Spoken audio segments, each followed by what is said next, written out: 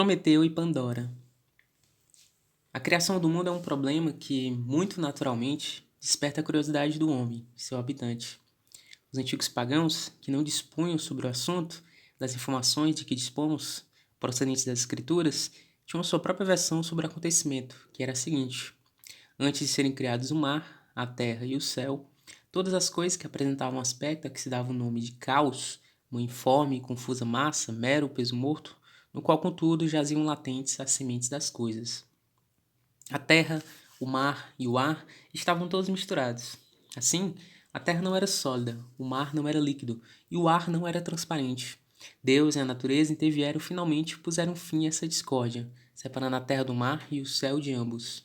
Sendo a parte ígnea a mais leve, espalhou-se e formou o firmamento. O ar colocou-se em seguida no que diz respeito ao peso e ao seu lugar. A terra, sendo a mais pesada, ficou para baixo e a água ocupou o ponto inferior, fazendo-a flutuar. Nesse ponto, um deus, não se sabe qual, tratou de empregar seus bons ofícios para arranjar e dispor as coisas na terra.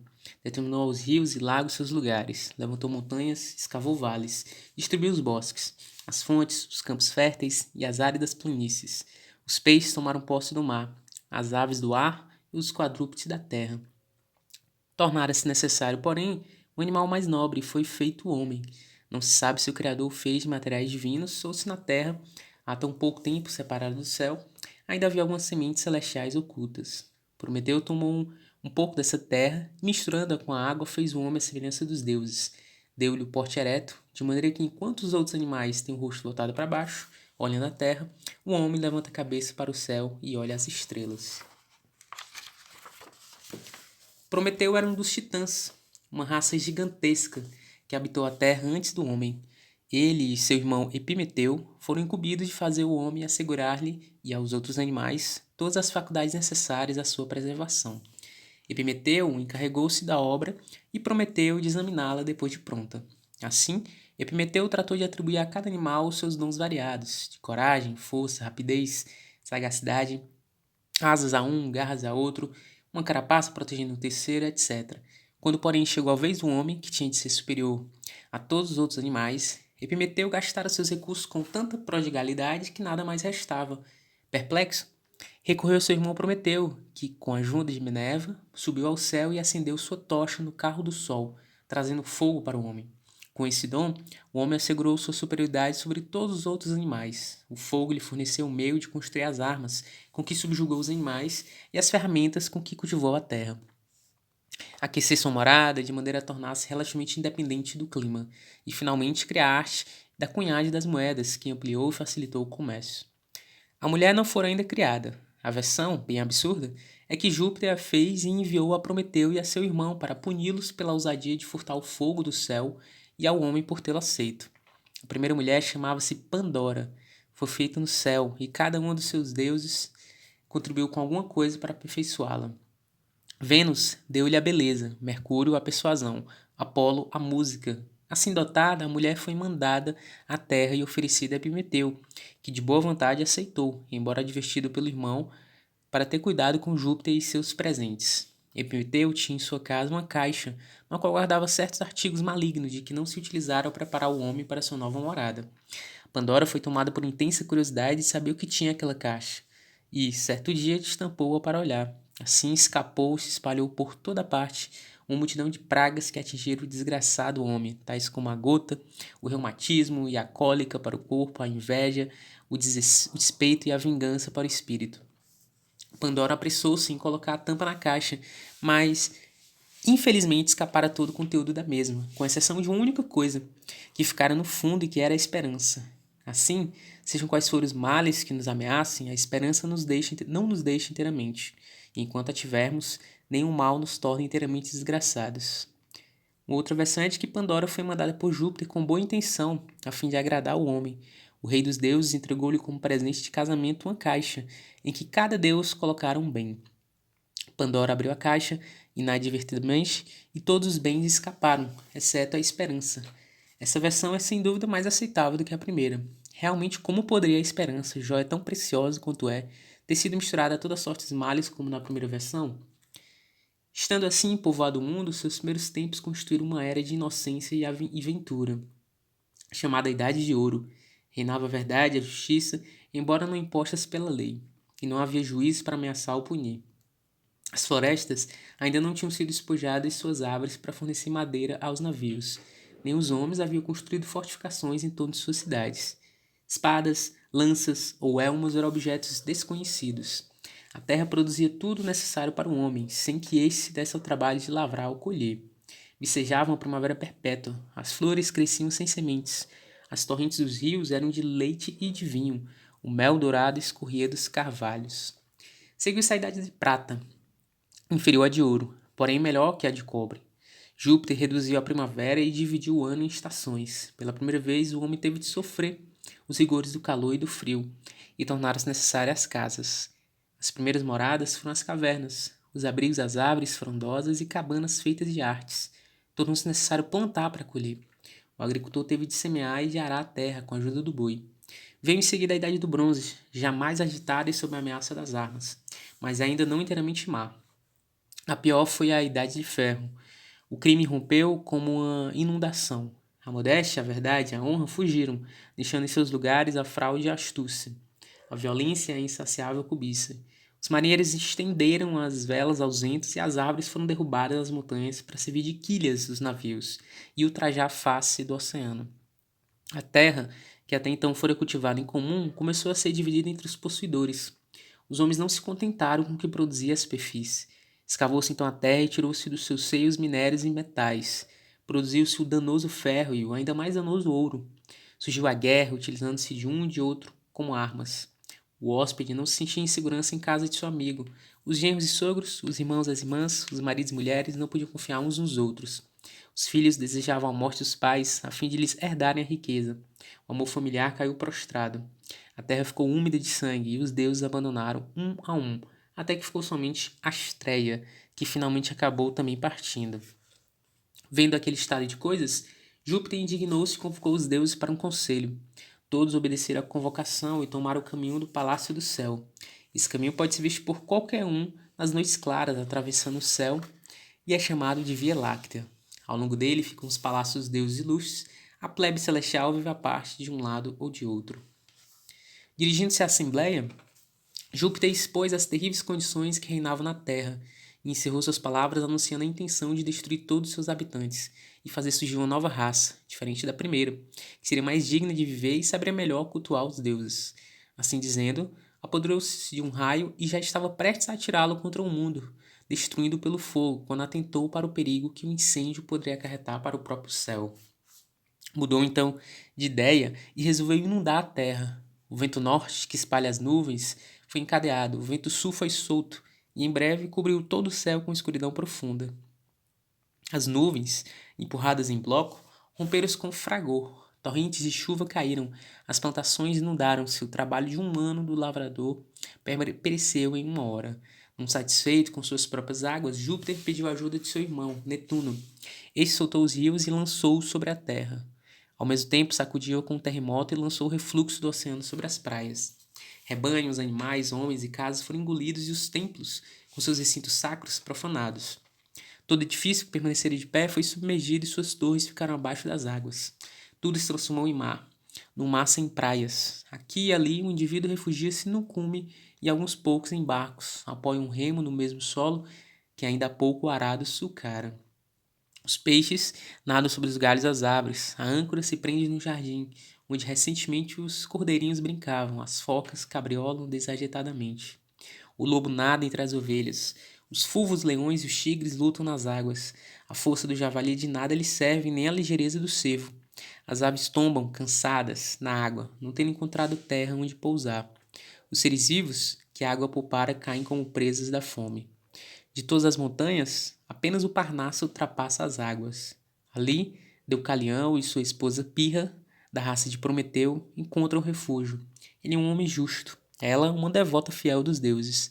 Vendo que não havia outro vivente além desse casal, e lembrando-se de sua vida inofensiva e de sua conduta piedosa, Júpiter ordenou aos ventos do norte que afastassem as nuvens e mostrasse o céu à terra e a terra ao céu.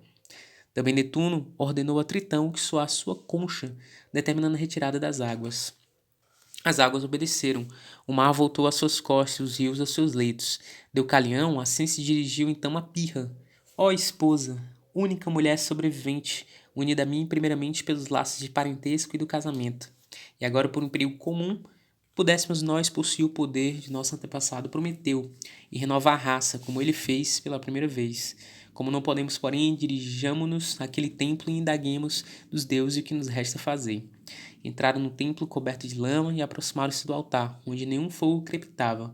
Prostraram-se na terra e rogaram a deusa que os esclarecesse sobre a maneira de se comportar naquela situação miserável. Saí do templo com a cabeça coberta e as vestes desatadas e atirai para trás os ossos de vossa mãe. Respondeu o oráculo. Essas palavras foram ouvidas com assombro. Pirra foi a primeira a romper o silêncio. Não podemos obedecer, não vamos nos atrever a profanar os restos de nossos pais. Seguiram pela fraca sombra do bosque, refletindo sobre o oráculo. Afinal, Deucalião falou: se minha sagacidade não me ilude, poderemos obedecer a ordem sem cometermos qualquer impiedade. A terra é a mãe comum de nós todos, as pedras são seus ossos. Poderemos lançá-las para trás de nós, e creio ser isto que o oráculo quis dizer. Pelo menos não fará mal tentar. Os dois velaram o rosto, afrouxaram as vestes, apanharam as pedras e atiraram-nas para trás. As pedras, maravilha das maravilhas, amoleceram e começaram a tomar forma. Pouco a pouco, foram assumindo uma grosseira semelhança com a força humana, como um bloco ainda mal acabado, nas mãos de um escultor. A umidade e o lodo que havia sobre elas transformaram-se em carne. A parte pétrea transformou-se nos ossos. As veias ou veios de pedra continuaram veias, conservando seu nome e apenas mudando sua utilidade. As pedras lançadas pelas mãos do homem tornaram-se homens. As lançadas pela mulher tornaram-se mulheres. Era uma raça forte, bem disposta para o trabalho como até hoje somos, mostrando bem a nossa origem. A comparação de Eva com Pandora é muito óbvia para ter escapado a Milton, que a apresenta no livro 4 do Paraíso Perdido. Mais bela que Pandora, a quem os deuses acumularam de todos os seus bens. E bem semelhante na desgraça, quando ao insensato filho de Jafete, por Hermes conduzido, a humanidade, tomou com sua esplêndida beleza e caiu a vingança sobre aquele que de jovem furtou o sacro fogo. Prometeu e Epimeteu eram filhos de Apeto, que Milton mudou em Jafete. Prometeu tem sido um assunto preferido dos poetas. Representa um amigo da humanidade que se colocou em sua defesa, quando o jovem se irritou contra ela e que ensinou aos homens a civilização e as artes. Ao assim fazer, contudo, desobedeceu à vontade de Júpiter e tornou-se ele próprio alvo da ira do rei, dos deuses e dos homens. Júpiter mandou acorrentá-lo no rochedo do Cáucaso, onde um abutre lhe arrancara o fígado, que se renovava à medida que era devorado. Essa tortura poderia terminar a qualquer momento se Prometeu se resignasse a submeter-se ao seu opressor, pois era senhor de um segredo do qual dependia a estabilidade do trono de Jove. E se o tivesse revelado, imediatamente teria obtido graça. Não se rebaixou a fazê-lo, porém. Tornou-se assim símbolo da abnegada resistência a um sofrimento imerecido e da força de vontade de resistir à opressão. Tanto Byron como Shelley abordaram esse tema. São de Shelley os seguintes versos: Titã, a cujos olhos imortais as dores dos mortais mostram-se em sua crua realidade, como algo que os próprios deuses veem. Que prêmio mereceu tua piedade? Um profundo e silente sofrimento. O abutre, a corrente, a rocha e o orgulho de sofrer sem um lamento. Byron faz alusão ao mesmo episódio em sua ode a Napoleão Bonaparte. Como ladrão do fogo celestial, resistirás sem medo e compartilharás com o imortal o abutre e o rochedo? Capítulo 3. Apolo e Daphne, Píramo e Tisbe, Céfalo e Prócris. O lodo com que as águas do dilúvio recobriram a terra acarretou uma excessiva fertilidade, que produziu enorme variedade de coisas, boas e más. Entre elas, surgiu Piton, uma serpente enorme, terror do povo, que se refugiou nas cavernas do Monte Parnaso. Apolo matou com suas setas, armas que não usara antes senão contra fracos animais, como lebres, cabras montés e outros semelhantes. Para comemorar essa grande vitória, ele instituiu os Jogos Píticos, nos quais o vencedor nas provas de força, rapidez na carreira ou nas corridas de carro era coroado com uma grinalda de folhas de faia, pois o loureiro ainda não fora escolhido por Apolo como sua planta predileta. A famosa estátua de Apolo do Belvedere representa o deus depois de sua vitória sobre a serpente Piton. Byron assim alude ao fato no Childe Harold. O potente senhor do arco certeiro, Deus da vida, da luz e da poesia, o sol, em forma humana apresentado, radioso como um triunfo no combate, bateu agora mesmo a seta altriz. Nos olhos, nas narinas se desenham o desdém, a altivez própria de um deus. Apolo e Dáfne. Dáfne foi o primeiro amor de Apolo. Não surgiu por acaso, mas pela malícia de Cupido. Apolo viu o menino brincando com seu arco e suas setas, e estando ele próprio muito envaidecido com sua recente vitória sobre Piton, disse-lhe: Que tens a fazer com armas mortíferas, menino insolente? Deixa-as para as mãos de quem delas sejam dignos. Vê a vitória que com elas alcancei, contra a vasta serpente que estendia o corpo venenoso por grande extensão da planície. Contenta-te com tua tocha, criança, e atiça tua chama, como costumas dizer, mas não te atrevas a intrometer-te com minhas armas. O filho de Vênus ouviu essas palavras e retrucou: Tuas setas podem ferir todas as outras coisas, Apolo, mas as minhas podem ferir-te. Assim dizendo, pôs-se de pé numa rocha do Parnaso e tirou da aljava duas setas diferentes, uma feita para atrair o amor, outra para afastá-lo. A primeira era de ouro e tinha a ponta aguçada, a segunda de ponta rombuda, era de chumbo. Com a seta de ponta de chumbo, feriu a ninfa Dáfne, filha do rio deus Peneu, e com a de ouro, feriu Apolo no coração. Sem demora, o deus foi tomado de amor pela donzela e esta sentiu horror à ideia de amar. Seu prazer consistia nas caminhadas pelos bosques e na caça. Muitos amantes a buscavam, mas ela recusava todos, passeando pelos bosques, sem pensar em Cupido nem em Mineu. Seu pai muitas vezes lhe dizia: Filha, deves dar-me um genro, dar-me netos. Temendo o casamento como a um crime, com as belas faces coradas, ela se abraçou ao pai, implorando: Concede esta graça, pai querido, faze com que eu não me case jamais. A contragosto, ele consentiu, observando ao mesmo tempo, porém, o teu próprio rosto é contrário a este voto. Apolo amou-a e lutou para obtê-la. Ele, que era o oráculo de todo mundo, não foi bastante sábio para prever seu próprio destino. Vendo os cabelos caírem desordenados pelos ombros da ninfa, imaginou: se são tão belos em desordem, como deverão ser quando arranjados? Viu seus olhos brilharem como estrelas, viu seus lábios e não se deu por satisfeito só em vê-los. Admirou suas mãos e os braços nus até os ombros, e tudo que estava escondido da vista imaginou mais belo ainda. Seguiu-a. Ela fugiu mais rápido que o vento e não se retardou um momento ante suas súplicas. Para, filha de Temeneu! Ele exclamou: Não sou inimigo, não fujas de mim como a ovelha foge do lobo, ou a pomba do milhafre. É por amor que te persigo. Sofro de medo que, por minha culpa, caias e te machuques nessas pedras. Não corras tão depressa. Peço-te e correrei também mais devagar. Não sou um homem rude, um campônio boçal. Júpiter é meu pai, sou senhor de Delfos e Tenedos, e conheço todas as coisas, presentes e futuras. Sou o deus do canto e da lira. Minhas setas voam certeiras para o alvo. Mas, uma seta mais fatal que as minhas atravessou meu coração. Sou o deus da medicina e conheço a virtude de todas as plantas medicinais. Sofro de uma enfermidade que bálsamo algum pode curar. Mais uma leitura de livros aí, um capítulo e o iniciozinho de outro capítulo do Livro de Ouro, da mitologia, histórias de deuses e heróis. Não esqueça de deixar seu like. Se você ouviu esse vídeo até aqui, prove, né? Deixe aí nos comentários a palavra Deus. Não esqueça de se inscrever no canal e maratonar essa playlist que vai aparecer no final do vídeo. Valeu!